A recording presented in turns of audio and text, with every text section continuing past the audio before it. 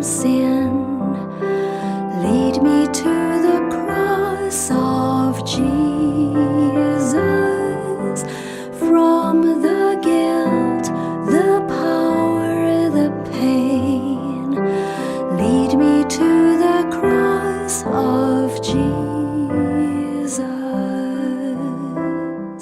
Hello, and welcome to the final session of the week on my first steps in faith.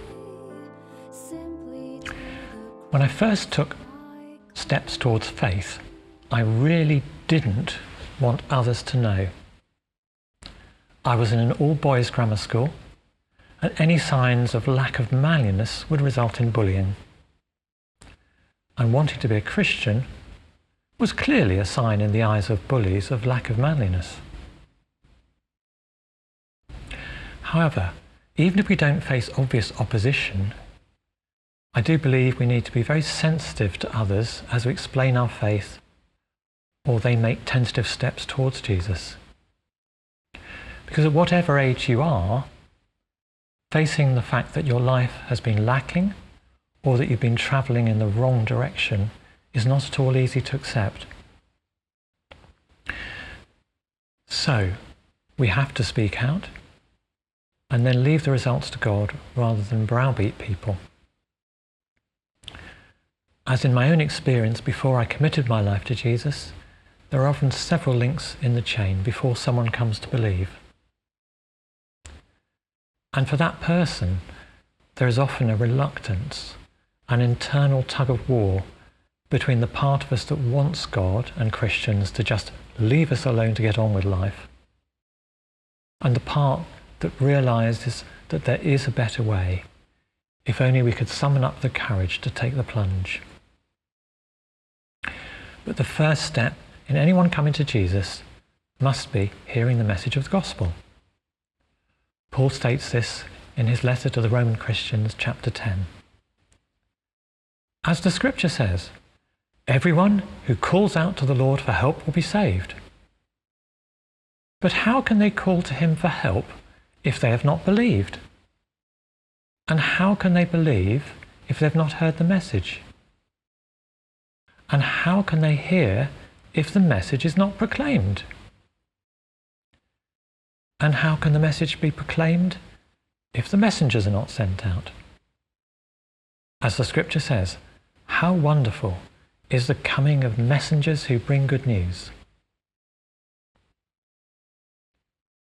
Once I had the assurance that God had accepted me because of his great love and mercy, speaking about Jesus was something I wanted to do. Before that, even talking to my friends about God seemed too hard. But with my new faith and assurance, talking to others no longer seemed something I should be scared of or apologetic about. Obviously, I was still nervous that my words wouldn't come out clearly and would choose my time and audience carefully. But I believed the gospel was true and a change had happened to me, and this was something that could happen to others too, and this was wonderful news that others needed to hear so that they too could believe.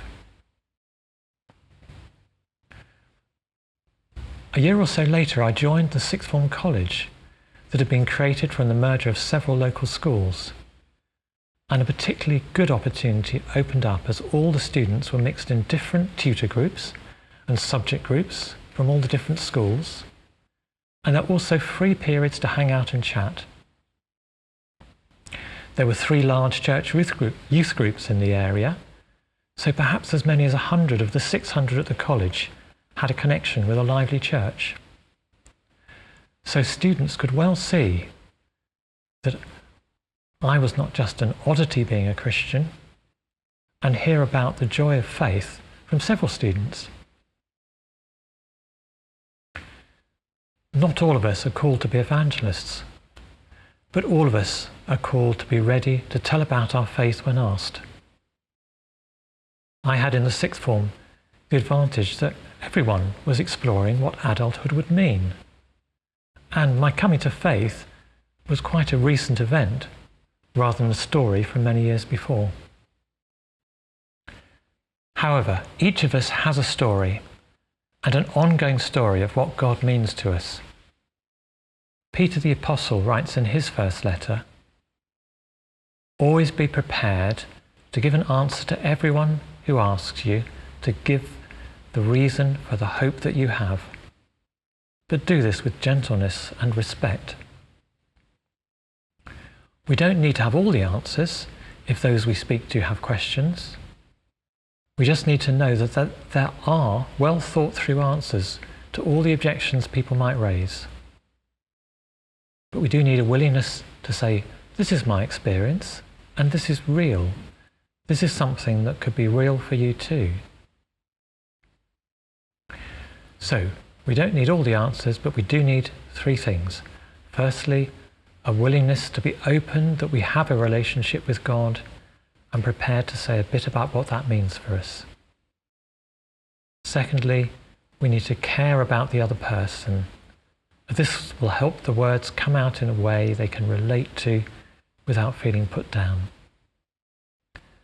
And thirdly, we need to try and keep our minds and spirits open to God as we speak, and trust in God to use what we say, however imperfect it will be. Perhaps it would be good this week to pray, "Lord, give me eyes to see when I have a chance to share a little of how much you mean to me." I found that this is a prayer that God often loves to answer. Thank you for watching. How can I be free from sin? Lead me to the cross of Jesus. From the guilt, the power, the pain. Lead me to the cross of Jesus. There's no other way, no price that I could pay. Simply to the cross I cling. This is all I need, this is all I plead, that His blood was shed for me.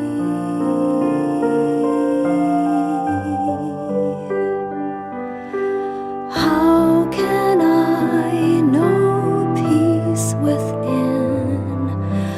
Lead me to the cross of Jesus.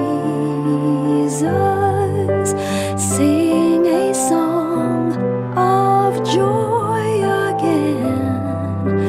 Lead me to the cross of Jesus. Flowing from above, all forgiving love from the Father's heart to me. What a gift of grace, His own righteousness.